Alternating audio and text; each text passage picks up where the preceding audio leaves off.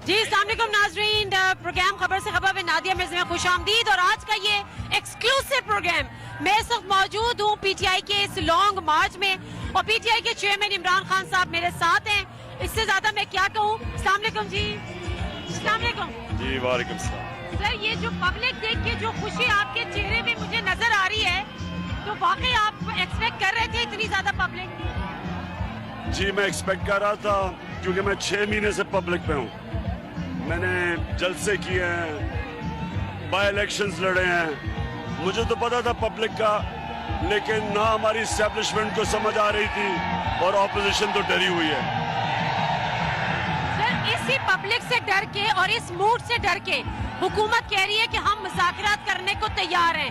राना सनाउल्लाह साहब कह रहे हैं कि सियासी मुज़ाकरात करते हैं, इलेक्शन की जल्दी डेट भी देंगे। अब आपकी शराइत क्या होंगी? लाल बत्ती उनकी काम पे टांग रही है, उनको पता है पब्लिक किधर खड़ी है, तो उन्होंने इलेक्शन ही करवाने हैं। और वैसे ही हम तो बड़ी देर की कोशिश कर रहे थे, तो डरे हुए हैं इलेक्शन से। लेकिन अगर वो आपको सीरियस नोट पे मुज़ाकरात की दावत देते हैं, आप एक्सेप्ट करेंगे?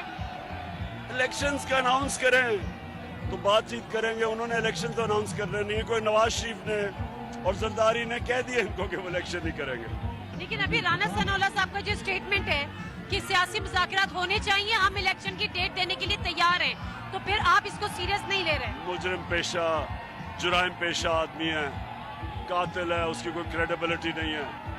नवाज शरीफ ने वो इनका है मोहम्मद अहमद या कोई आदमी है, वो गया उसे मिलने, उसने कहा कि इलेक्शन नहीं करवाने, हमें पता है। तो सर, फिर अगर हुकूमत वक्त के पास ही ये उसी का मैंडेट है कि वो इलेक्शन की तारीख दे, अगर वो तारीख नहीं देगी और आप उनसे तारीख नहीं लेंगे, तो फिर किससे? पब्लिक प्रोटेस्ट हमारा राइट है, हमें आइन राइट देता है कि हम पुरअमन एहतजाज करें। हम आइन के और कानून के हमेशा बीच में रहें, उसी में रहेंगे और एहतजाज करेंगे जो पाकिस्तान की तारीख में कभी नहीं हुआ। ये जो लोग जा रहे हैं, मैं आज आपको कह रहा हूं कि पाकिस्तान की तारीख में इस तरह की पब्लिक कभी नहीं प्रोटेस्ट देखा होगा, और वो उसके सामने हमेशा एक डेमोक्रेटिक गवर्नमेंट झुकती है।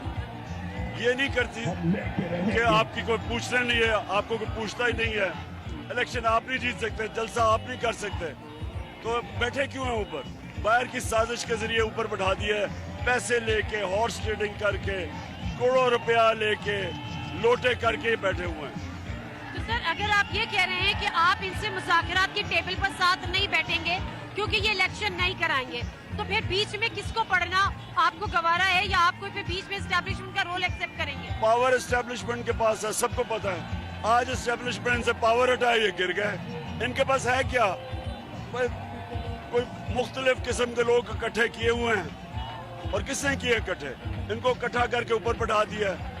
जब उनकी सपोर्ट गई, ये गए। इनके पास ना पब्लिक सपोर्ट है, ना लेजिटिमेसी है, ना परफॉर्मेंस है, तो ये किस लिए बैठे हुए ऊपर? तो ऊपर से पीछे उन्होंने इनको बैठाया हुआ ऊपर। अच्छा, तो हाँ साहब, फिर आप ये चाहते हैं कि दोबारा जिस तरह से आप माजी में भी जो सदर मुमलिकत के थ्रू आप जो मुलाकातें कर रहे थे, तो एक दफा फिर उसी प्लेटफॉर्म से आपको इलेक्शन की डेट दी जाए? देखिए, बातें तो हमेशा करते हैं, पॉलिटिकल पार्टी मुज़ाकरत करती है, लेकिन जो आरिफ अलवी भी बात तो इलेक्शन की कर रहे थे, और हमने क्या बात करनी है इनसे? हम कोई किसी के, हमें जरूरत नहीं है किसी एस्टेब्लिशमेंट, ये जो DGIS है, हमें क्या जरूरत है एस्टेब्लिशमेंट की? हमारे पास अवाम है, उनके जिनके पास अवाम नहीं है वो अमेरिकनों को भी पैर पकड़ते हैं, एस्टेब्लिशमेंट के पास भी जाते हैं। हमारे पास पब्लिक है, हम साफ और शफाफ इलेक्शन चाहते हैं। जो आपकी मुलाकात हुई, जिसका DGISI ने भी अब कहा कि हाँ जी मुलाकात हुई थी, और उन्होंने कहा कि एक तरफ आप कहते हैं कि मीर सादिक हैं, मीर जाफर हैं, और दूसरी तरफ आप रात के अंधेरे में मुलाकात करते हैं। मीर जाफर और मीर सादिक तो वो हैं जिन्होंने इस गवर्नमेंट को बैरूनी साजिश के कामयाब किया। अब वो जो भी हैं, मैंने नाम नहीं लिया, मैंने तो किसी का नाम नहीं लिया। और दूसरी चीज, जो भी बंद कमरों में बातें हुई हैं, अगर मैं वो बोलना शुरू कर दूं तो मुझे डर ये है कि मेरे इदारे फौज को नुकसान पहुंचेगा, इसलिए मैं चुप हूं। लेकिन जो मुझे पता है बातें, DGI को कभी इस तरह की प्रेस कॉन्फ्रेंस नहीं करनी चाहिए थी, पॉलिटिकल प्रेस कॉन्फ्रेंस। सर एक बात उन्होंने की लेकिन वो नामुकम्मल बात थी। उन्होंने कहा कि आप उनसे कोई गैर आईनी काम कराना चाहते थे, उन्होंने मना किया तो आपने गैर मुअय्यना मुद्दत तक के लिए उनको एक्सटेंशन देने गैर की आईनी ऑफर। काम, आप फ्री एंड फेयर इलेक्शन गैर आईनी है, उसके अलावा मुझे बताएं मेरी क्या डिमांड है। कहते कि जब PM हाउस में आपसे मुलाकात हुई थी आप उनसे कोई गैर आईनी काम कराना चाहते थे। झूठ बोल रहा है, झूठ बोल रहा है। गैर आईनी काम अगर फ्री एंड फेयर इलेक्शन है, ये गैर आईनी नहीं है, और जो भी ये कहता है वो झूठा है। सर तो फिर ये मुझे बताएं, एक तरफ कुछ इत्तलात ये भी हैं कि आपने DGI से जब आप इंटरव्यू कर रहे थे आपने उनसे पूछा कि मुल्क का सबसे इस वक्त अहम मसला क्या है, उन्होंने कहा मईशत, आपने कहा नहीं ये चोर और डाकू, इनको सबको गिरफ्तार करो।